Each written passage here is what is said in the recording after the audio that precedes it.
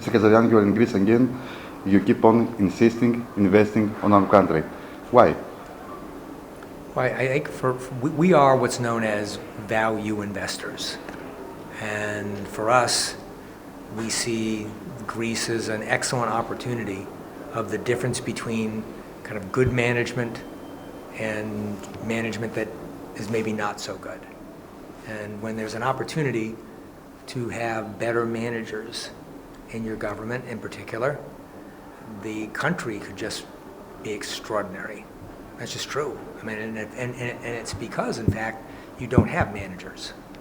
Like there are no you have this behemoth government that has like, $500 billion in assets and liability, which is like 47,000 euros per Greek citizen. These numbers are extraordinary. It has 600,000 people. Like it's a behemoth. And there's not a single manager. I mean, just think about that. So all this wealth, you mean it's being lost? Yes. There's no management at all. You had told us the same thing in our last interview in the 4th of December of 015. Have you seen any difference the last 1 year? Do you see any progress? It's difficult to say I have, actually. I'm sorry. I'd like to say I've seen progress, but you have not. I can't say I have seen it. You can be honest. Yeah. You had also claimed that the true debt is only the 22% of the GDP and not 170%. Yeah. Do you insist in that opinion? Could you explain that once again? The debt now has gone up to 45, so it's had a major increase.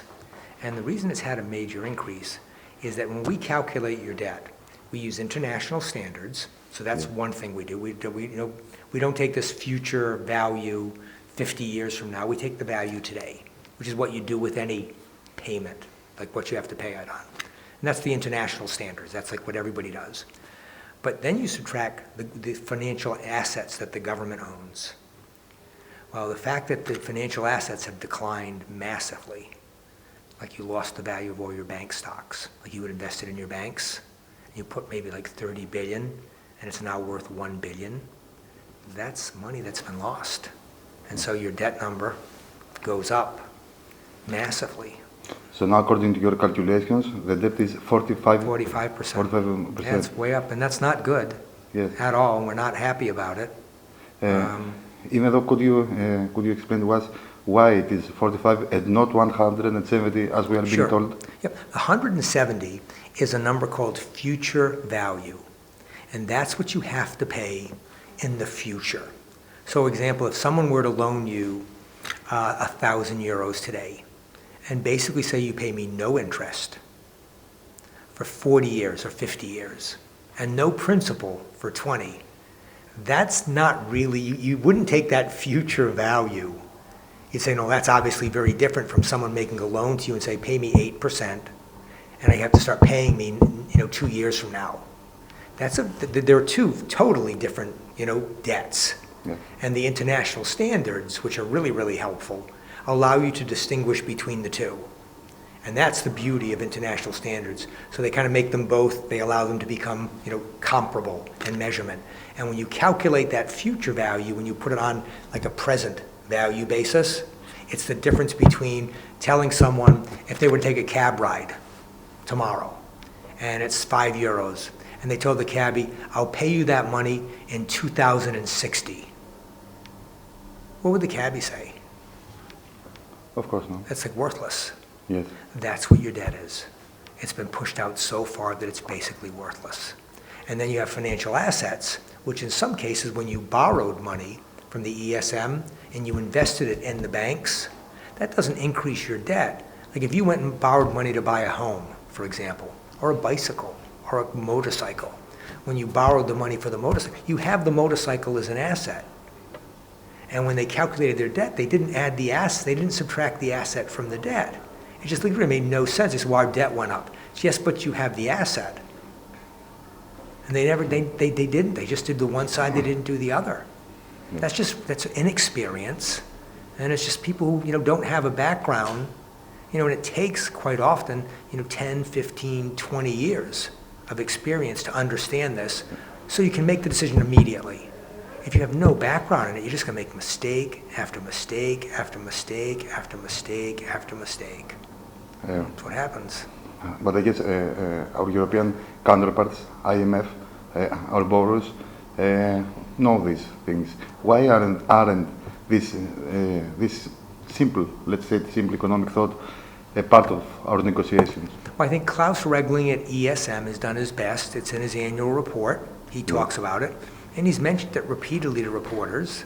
The IMF's a lender to you, so they have a different, they're a bank lender. And so if your debt number's higher and they can get the EU to reduce it or get you to put more onerous provisions in, it improves the security of their loan. That's not unusual behavior. I'm not saying it's positive behavior, but that's not unusual for a bank. It's not a friendly behavior towards the Greek people. It's not. No, I don't think it's a smart decision on their part. But the responsibility for correctly calculating the correct number, to make no mistake, it's the Greek government. It's the people you voted for, and you're paying their salary every year, and you're paying the money, and they're taking a salary. Their responsibility is to calculate the correct number. There's nobody else who's responsible. You elected them, they accepted the job, and you're paying them every year a salary. So you would expect from our government to go out and say, this is our true debt, let's discuss on these numbers. That's what they should do. They should say, the price they have to pay, though, is they have to also disclose everything else. They have to disclose all the other liabilities. They have to disclose all the other assets. So the price that gets paid for showing the correct debt number is you have to show everything else. And you have to tell all the voters all your financial assets, all your non-financial assets. You have to be totally true. And that's a big change. And I don't think politicians, whether it's the US, their first inclination is not to tell voters things, which I think doesn't help trust and confidence, as you've seen in the elections. Yeah. It really hurts trust. They shouldn't make a decision not to tell people. They should tell them the facts, tell them the information, and then basically, whatever their decision they make, they make. Don't not tell them the number because you don't think they can handle it. And I've heard that a lot. We can't tell the Greeks the real debt number because then how would we have reforms? It's like, well, one, how do you expect to get their trust if you're not telling the real number? And two, maybe the reforms you're putting in aren't the right reforms. Did you ever think of that? That the reason they think they might not, like pension cuts might not be the right thing to do. But if you don't calculate your pension liabilities, because you don't have a balance sheet, nobody knows. I mean, really, it's so fundamental. You need a balance sheet in the country. That should have been day one. What is the best current estimate of our balance sheet? The current estimate now is that you have about $500 billion of assets and liabilities, which is $47,000 per Greek citizen. Could you name some of these assets? Oh, it would be everything. One would be your financial assets, like the investments you have in your banks. You have many assets where you hold AAA bonds in different funds. Yeah. You have infrastructure. You have bridges. You have roads. You have buildings that are owned by the government. Yes. All these are your assets, not being managed properly because they're not being measured properly. And I think, as any of your listeners would know, you can only manage what you measure. If you do not measure it, you cannot manage it. It's impossible. What do you think none of the Greek governments the last year is trying to measure them, and after that? I think it's a cultural issue of having grown up as a theoretical economist or academic. Well, you heard that panel. I don't know if you heard the panel today, but you could see the intellectual difference from an economist who only thinks from an economist perspective, or a politician who only thinks for a politician, or a rating person who only thinks about ratings. None of them have management background. None of them have finance background. You even heard like a derisive comment about accounting, like, oh, accounting. And like, you look at them like, you mean like accurately calculating your numbers? So they're transparent? Is that what you're dismissing? Like having honest, accurate numbers, you're like ridiculing? Come on. You don't do that. That's the starting point. So you believe that if everything that has happened to Greece the last years, the last decades, if these things happened in another country, let's say Italy or Germany, we will have another way of managing our debt? Well, for Italy or Germany, remember, they basically control the ECB. You don't. Or if you're a reserve currency like the US, you're not a reserve currency. You're just not. So it's maybe the justice of the powerful? Yeah, I mean, that's just reality. Tokyo, Japan's a reserve currency. You got these major economies that have a lot more debt than you do. But it's an issue of trust and because when you're a smaller country, you really need to be better than everybody else. When you're a smaller country, you need to pick the best role models. Your role model should be the best at transparency. So the first thing that you would propose to the Greek government, as far as I understand, is to hire good economologists? Good managers. Good managers. First step, I have three suggestions is one, be careful in picking your role models. Pick the good role models who've been transparent and accountable.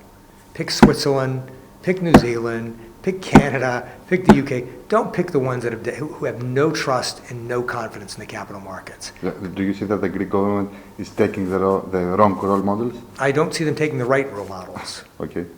And the second one is appoint your first professional. Just one. Show the world that you can appoint at least one professional person out of the 600,000 employees you have. Appoint one senior professional. Show them you can do it. Show them you can do it. Like someone who's really people will go, awesome hire. Like when you have a good football team and they pick a really good manager or people know. You want one. Just pick one really good one who knows transparency. Knows how to do a balance sheet, knows how to manage. Show them you'll hire someone other than your friends. Show them you can do it. And then get the balance sheet. Get that balance sheet done. Start with the balance sheet. That's where you have to start. And it's all really fast. They get the role model you pick every day. That's like every day. Like when you and I talk, you make decisions of your role models. Hiring someone, appointing someone who's really capable, that can be done in a week. It's a single decision.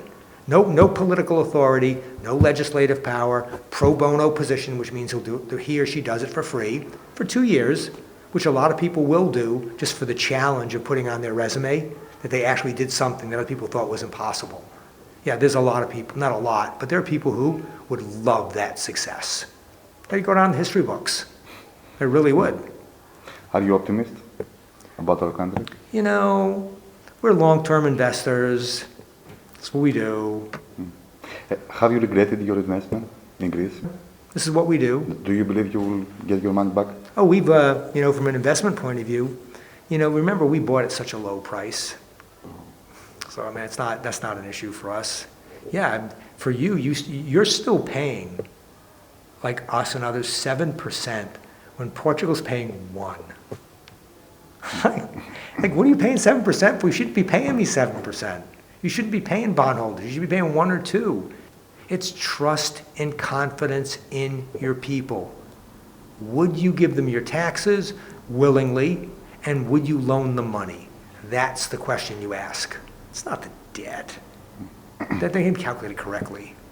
What would you respond if someone from the Greek government asked you to come here for a period of time and help them organize all this? We've been here for 4 years, and I've spent my life here. Yes. People think I'm Greek. They speak to me in Greek now. I just walk around, they assume I just speak, I'm fluent. We're here to help. Our team, we have 100 people on our team.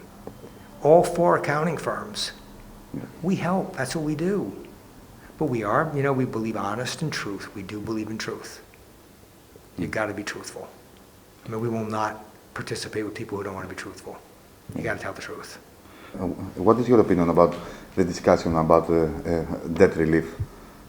Two points I'd make on that. One, in the last 2 years, you've had $23 billion of debt relief. When you get these low-interest concessional loans to refinance your higher rate debt, that's debt relief. It's like, think if you had a mortgage, okay? You got a 5% mortgage coming due this year.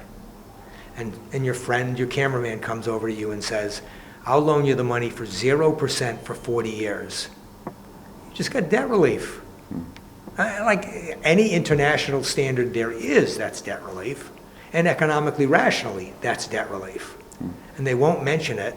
And instead, what they say is, well, if we increase our interest rates by extending them, which could cost you taxpayers $400 million a year, which is more taxes, that's debt relief?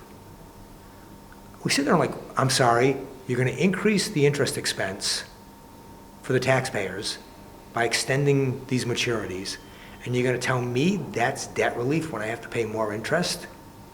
I mean, they must think they're talking to people who are absolutely clueless. They're denying massive debt relief and then increasing your interest expense and telling you that is debt relief? I kind of wonder, like, so who's clueless here? Do they really believe it? Or are they just saying it because it's politically convenient? There was a Professor Jacobides from the UK who said that they won't mention the past 2 years of debt relief because if they did, they'd have to mention that the prior governments also got debt relief. This is crazy. He referred to it as Byzantine, not classic Greek logic. If you read the terms of the agreement, the short-term, medium, and long-term, the other countries know that your interest expense is about half of Portugal, Italy, Ireland, and Spain. And the other ones, because remember, Germany only provides you about 25% of the loans, I think. The other countries provide you with 75. So you don't have to just convince Germany here. You have to convince all the other European Union countries, the European zone countries, who are providing you with more of the loans than Germany are. And so you're going to them and saying, oh, by the way, we're paying half of what you are for your taxpayers, and we want to pay even less. They look at you and go, are you serious? Like, you're paying nothing, and you want us to have our taxpayers pay more money so you can pay less when you're already paying much less than we're already paying? Are you serious? No. And the political dialogue of just pinning it on Germany, you know, may be lucky because you can either attack the Turks or you attack the Germans, like, you know, somebody everybody hates. But in reality, that's not who's giving you all the money. It's France, it's Spain, it's Italy, and your interest costs are already smaller than theirs. And they're not going to increase the taxes on their taxpayers to let you pay less when you're already paying us 50% less than they are. It's just not going to happen. But the dialogue has nothing to do with numbers. It's all just political imagery and hate the Germans. And it's like, you sit back and go, stop it. I mean, it's like Donald Trump hating the Mexicans or whatever, or hating the immigrants in the UK. That's not productive. It's not, and Donald's smart enough, where as soon as he got elected, he's like, well, you know, the Mexicans really are nice people, and they're not that bad, and I didn't really talk about a wall, a fence is okay, and I like the Obama, I mean, like, you know, he's much smarter. He's not continuing it. You know, when the government got elected, if they had just kind of stopped the rhetoric and, you know, put a balance sheet and hired some real professional people, the progress could have been amazing.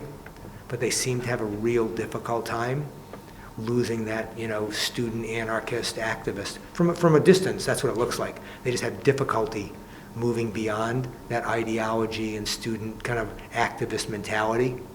It, you know, may have worked to get them where they were, but as far as entering the world, like the global economy and becoming a greater country, it hasn't worked anywhere else. It's not going to work here.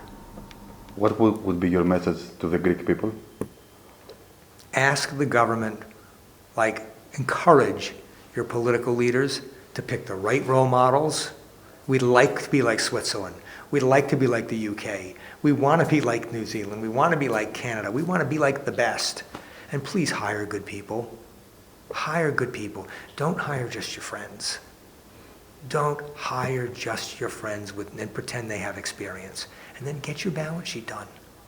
Have that person do his balance sheet as quickly as possible. We want to know where our taxes are going. Because you keep on raising our taxes, maybe you wouldn't have to raise our taxes.